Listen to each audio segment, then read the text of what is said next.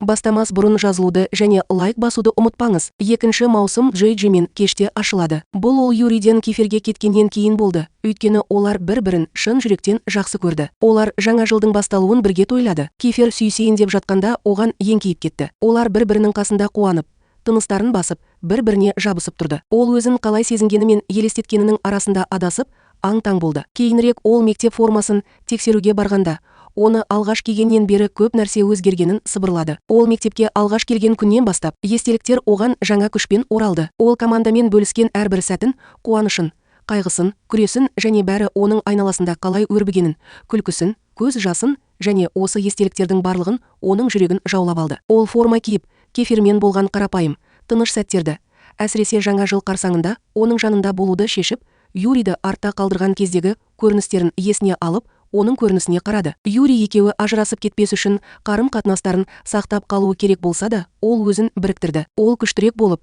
қазір қолында бар нәрсеге назар аударуы керек еді. Ол мектеп формасын ауыстырып бітті және оны күтіп тұрған хабарламалар тасқынын байқады. Ақырында ол жеңіліске ұшыраған патша Кефермен кездесуге бара жатқан еді. Ол оның көзіне қалай қарайтынын ойлады. Әсіресе Юрийдің оған үйлену туралы ұсынысын қабылдағаннан кейін, ол Кеферге мүлде жақындамауы керек еді. Дәл осы сәтте оның тәтесі жаңадан жабдықталған бөлмеге қуанып кіріп келді. Ол оған Юрийдің ертерек келгенін және олардың бірге кетуіне рұқсат сұрағанын айтты. Ол оны төменде күтіп тұрды. Оның жүрегі ауырды. Тәтесі кеткеннен кейін ол Юрийдің сақинасына қарап, олардың ресми түрде үйленгендерін еске түсірді. Ол Кефер туралы ойлауды мүлдем тоқтатуы керек еді. Ол өзін қолына алып төменге түсті. Мектепке қайтатын кез келді. Ол кіреберісте келе жатқанда, Юрий оны күтіп алды. Ол оны жылы қарсы алды. Ол бірден оның сөмкесін алып жүруді ұсынды. Ол енді оның міндеті екенін айтты. Өйткені ол оның күйеу жігіті. Күйеу жігіт деген сөз оны есеңгіретіп тастады. Ол тым қатты және тым ауыр болды. Кенет Эрис пайда болып, оны Юриймен бірге жіберуден бас тартты. Бірақ Юрийге бәрібір болды. Ол енді Аристен қорықпады. Қазір емес. Ол оларға Юриймен бірге барып,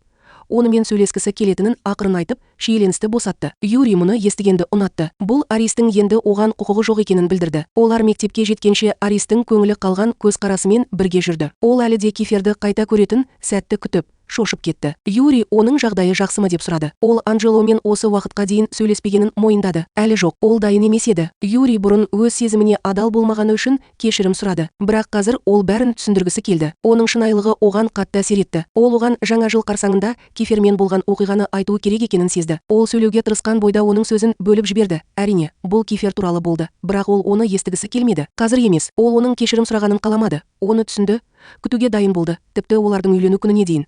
Ол оны ақырын құшақтап, оның қолынан ұстап, тыныштандырды. Ол оған мүмкіндік беруін, бір-бірін жақсы көру үшін жүрегін жаппауын қалады. Екеуі де, оның сөздері оны тесіп өтті. Ол оны жақсы көрді ме? Әлде бұл оның оған өте жақсы қараған үшін бе? Әлде бұл оның отбасына деген парызы болғандықтан ба? Оның ойы сан алуан бағытта өрбіді. Ол сыныптастарының қалай әрекет ететініне таң қалды. Юрий драмаға кепілдік берілгенімен алаңдамайтын сияқты көрінді. Әсіресе Кефер екеуінің бір кездері бір-біріне деген сезімдер болғанын бәрі білетіндіктен. Ол сақинасын шешіп, оны киген алқасына іліп қоюды шешті. Бұл олардың үйлену тойын сыныптан жасырды. Юрий екеуінің арасында ыңғайсыздық болғанын қаламай, оны ойнақы түрде мазақ етті. Олар әлі де дос сияқты әрекет етуі керек. Әдеттегідей, ол қалжыңдады. Ол қобалжып күлді де, кетуге бұрылғанда, күтпеген жерден оны сүйіп алды. Ол есеңгіреп қалды. Ол қатты қуанды, бірақ ол оны енді мектептен алып кетпеу керектігін айтып, тез кетіп қалды.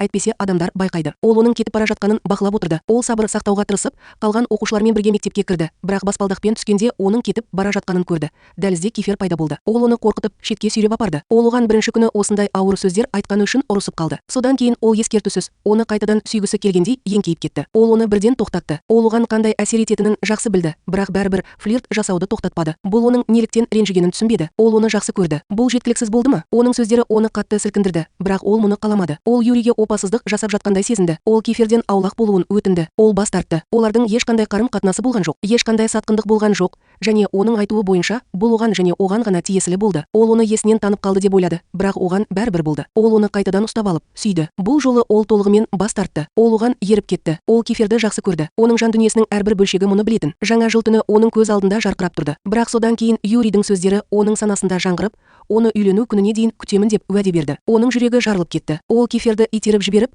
оны қатты ұрып жіберді де, есеңгіреп қалды да, өзі қашып кетті. Тынысы тарылып, абдырап қалды. Ол сыныпқа жетті. Онда барлығы оны жылы қарсы алды. Ол жеңілдеп күлді. Оның бірінші хабарласқан адамы Каликс болды. Ол жабдықтарын тексеріп, оның құрбысы Мика туралы сұрады. Араларында бәрі жақсы болып, бірге күлді. Содан кейін ол бұрынғыдай драмалық болып көрінетін Дрюді кездестірді. Ол күліп, бүкіл сыныпты қарсы алды. Оларды қайта көргеніне қуанып, кешкі ас кезінде әңгімеге мән бермей, бөлмеге қарады. Мен бірдеңе дұрыс емес екенін сезіндім. Ол сенен туралы сұрады, бірақ ол туралы ешкім ештеңе естімеді. Оның уайымы күшейе түсті. Оған бірдеңе болды ма? Соған қарамастан, ол бәрімен амандасып, сабырлы болуға тырысты. Ал жүрегі бірдеңе дұрыс емес, деп сыбырлады. Кенет сыныпқа Кифер кіріп келді. Бәрі қатып қалды. Оның төменгі ернінде көгерген дақ пайда болды. Оқушылар оны тоқтаусыз мазақ етіп күлді, бірақ ол күлкісін жасыра алмады.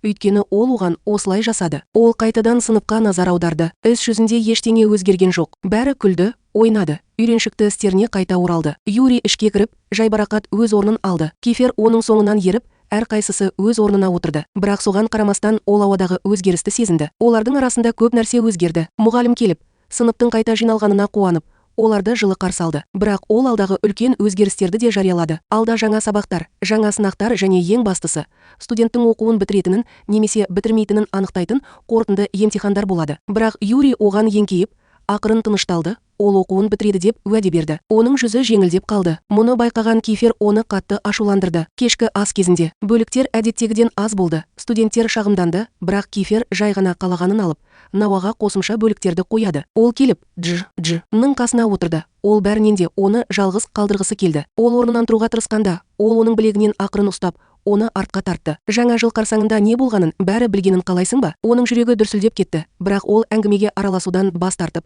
алыстап кетті. Ол Юрий келгенше ғана оның жанында көңілді болды. Юрийді көрген бойда оны көруге асықты. Айран оны тағы да тітіркендіре бастады. Юрий сабырлы табандылықпен оған тиесілі екенін ешқашан ұмытпау керектігін еске салды. Аң-таң болып, кенет орнынан тұрып, Юрийдің де, Кифердің де соңынан ергенін қаламай кетіп қалды. Юрийдің ренжіген түрі бар еді. Кифер қобалжығандай көрінді. Ол ақыры еркін демалып, олардың бейберекетсіздігімен қоршалмағанына қуанып, шатырға қашып кетті. Ол сенен нөмірін қайта терді, бірақ әлі ешкім жауап бермейді. Ол күні бойы сыртта болды. Содан кейін Дрю күтпеген жерден пайда болды. Ол көңілсіз және көңілсіз болып көрінді. Ол оның қасына абайлап отырып, не болғанын сұрады. Ол өзінен көңілі қалғанын мойындады. Ол өзін қорқақ сезінді. Ол махаббат өзара болмаса, ренжітетінін айтты. Ол өзін жақсы көретін адамға өз сезімін білдіре алмады.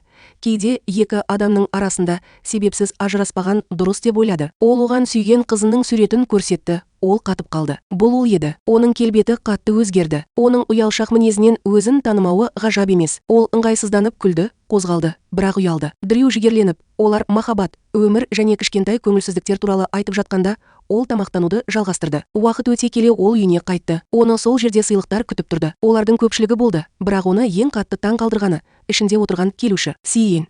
Ол үрейленіп, оған қарай жүгірді. Ол күні бойы мектептен тыс жерде болды. Тәтесі оны қатты сағынғанын айтып, оларды жалғыз қалдырды. Ол оның қолын ақырын ұрып, ұрысып қалды. Сен мұнда мектепте емес, қалай болдың? Саған не болды? Ол бәрін түсіндірді. Ағасы оны қамап тастап, Англияға жіберді. Өйткені ол үнемі қиындыққа тап болды. Ол ұзақ уақыт бойы қамауда болды. Бірақ ол қашып, барлық заттарын алып, тікелей оның қасына келді. Ол қазір онымен бірге қалатын еді. Ол Анджелоға айтып қойған еді. Анджело келісті. Бұйрық бойынша Анджело келіп, бәрін растады. Ол Сиененге қатты қарады да бірден кетіп қалды. Олар бір-біріне шыдай алмады. Сиенен анасы оны іздемейтінін түсіндірді. Бұл ешкімге маңызды болмас еді, және ол Анджело келіскендей оның бөлмесінде ұйықтайтын еді. Ол оны шақырған бойда бірден қашып кетті. Сол түні ол ұйықтай алмай қиналды. Бірақ Сиенен ваннада болды, және оның тамағына дейін ән айтты. Оның дауысының қатты болғаны сонша, ол дірілдеп оянды. Ол телефонын тексеруге тырысты. Юрий оған қайырлы таң тілеп тәтті хабарлама жіберді. Әрине, Айран да әдеттегідей оны мазақ етіп, хабарлама жіберді. Ол қызарып, көрпенің астына тығылды. CNN жуынатын бөлмеден әлі де ызылдап шығып бара жатқанда,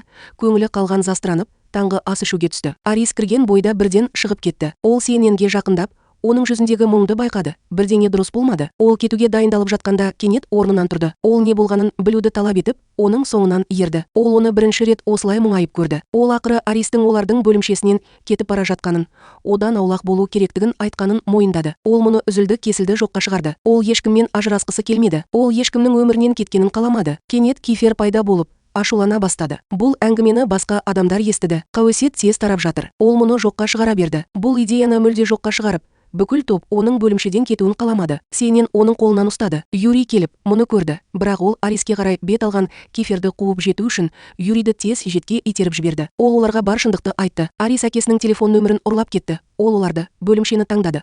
ол қандай жағдай болмасын олармен бірге қалады.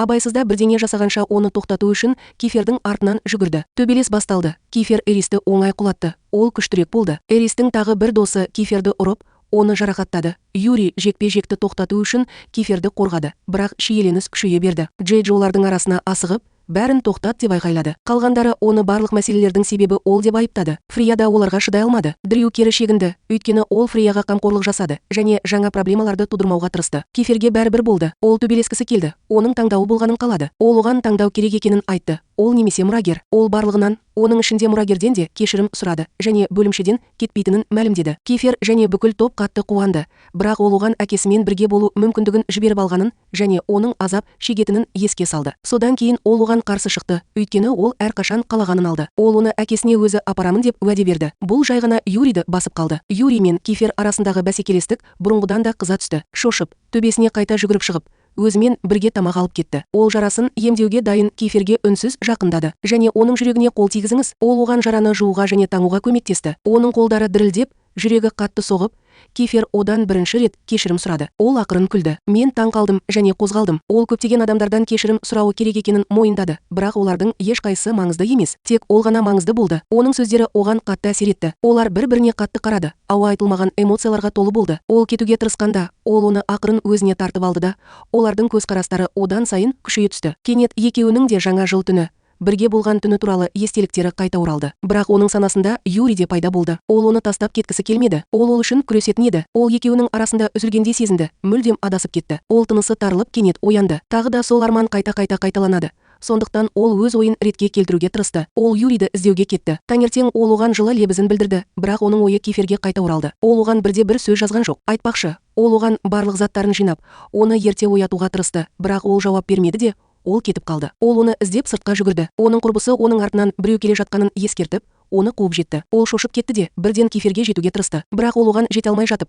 оған екі ер адамның шабуыл жасағанын көрді. Ол олармен қатты күресіп жатты. Ол қашып кеткісі келді, бірақ қашып құтыла алмады. Ол оны жалғыз қалдырудан бас тартып, суға секірді. Одан да көп ер адамдар пайда болды. Олардың бірі оған Джей керек екенін айтты, өйткені ол Кифермен туысқан. Ол олардың бірге емес екенін айтып, бәрін жоққа шығарды, бірақ оларға бәрібір болды. Олар оған қол созды. Кифер әп сәтте оның алдынан шығып, өзіне арналған соққын алды. Ол қансырап жатқанда шошып кетті. Біз мектепке қайтып келгенде сабақ аяқталды, ал Джей ешқашан келмеді. Юри мен Кифер бір-біріне үрейлі көзқараспен қарады. Бірдеңе дұрыс болмады. Юридің уайымы күшейе түсті. Ол Киферге телефон арқылы хабарласа алмайтынын айтты. Екеуі де бір күні бір-біріне қарсы шығып, Джейге оның жүрегі кімге тиесілі екенін шешуге рұқсат беруді шешкен сәтін есіне алды. Олардың арасындағы бәсеке әлдеқашан басталып кеткен, бірақ екеуі Джның қайда екенін білмеді. Олар үрейленіп, сол жерге қарай жүгірді. Джның қайда екенін ешкім білмеді. Хабарлама келгенше ол ауруханада жатқан. Олар сонда жүгірді. Юри тоқтаусыз қоңырау шалып жатыр. Шарасыздықтан есінен танып қалды. Олар ақыры оны тапқанша барлығынан сұрай берді. Оның досы Руру жарақат алғаны белгілі болды. Оған бір апта демалу керек болды. Ол ауруханаға оның қанын көргенде есінен танып қалғандықтан келді. Оның жүйкесі тым сезімтал болып, есінен танып қалды. Егер қасында Дэвид пен күзетші болмаса, ол аман қалмас еді. Осы кезде бейтаныс адам пайда болып, оларға батыр сияқты әрекет етуді доғаруды ескертті. Кетер алдында ол Джның хал жағдайын білу үшін біреуге телефон соғып, оның Рурудың қанынан шошып кеткенін және Кифердің оған қауіп төндіретінін айтты. Ол адам қайтып келгенде бәрі жақсы болады деп үміттенген. Оның кіммен сөйлескенін ешкім білмеді. Осы уақытта аурухана төсегінде жатып, Джей дірілдеп, қанды көргенде есінен танып қалған сайын есіне түсті. Кифер ішке кіріп, оның жылап тұрғанын көрді. Ол дірілдеген денесін тыныштандыруға тырысып, жылай бастағанда, ол оны бірден құшақтап алды. Ол оған әрқашан қолдау көрсететінін, әлсіз кезінде жұбататынын еске салды. Ол оны қайта-қайта ақырын тыныштандырды. Ол Ремстің соңынан ерген бандасынан қорықты, бірақ ол оның жеткілікті қан көргенін айтып, оны тыныштандырды. Ол ешкімді ренжітпесе де, ол үнсіз бір нәрсені мойындады. Ол Юридің оның күйеу жігіті екенін білді, бірақ ол басқа нәрсені, жылы және әдемі нәрсені сезінуді тоқтата алмады. Ол Кифермен бірге болған сайын, ол оған демалуға кеңес берді. Содан кейін ол оны қолына алып, аурухана дәліздерімен алып жүретін. Юри оны әлі де шарасыздықпен іздеді. Юри, ол Кифердің Джны көтеріп келе жатқанын көргенде қатып қалды. Олардың көздері тоғысып, мен Кифер бір-біріне қатты қарады. Тынысы тарылып, олар бір-бірімен байланысты. Юридің жүрегі жарылып кетті. Юри оның жолын бөгегенше, Кифер оның жанынан жайбарақат өтіп бара жатты. Ол оған қарап, мен сені ешқашан тастамаймын, деді. Мен сен үшін күресемін. Оның жүрегі дүрсілдеп кетті. Мұның бәрі шынымен арман болды ма? Егер солай болса, ол оянғысы келеді. Бірақ бұл арман емес еді. Бұл Джаджидің жүрегі үшін шайқастың басы, нағыз басы болды. Юри мен Киферге қарсы, екеуі де шешімді, екеуі де ғашық, екеуі де ол үшін күресуге дайын. Кімді таңдайды? Мұны келесі бөлімдерде білетін боламыз. Қалыңыз, әрі қарай не болатынын жіберіп алмау үшін лайк басуды, жазылуды және хабарландыруларды қосуды ұмытпаңыз. Сау бол!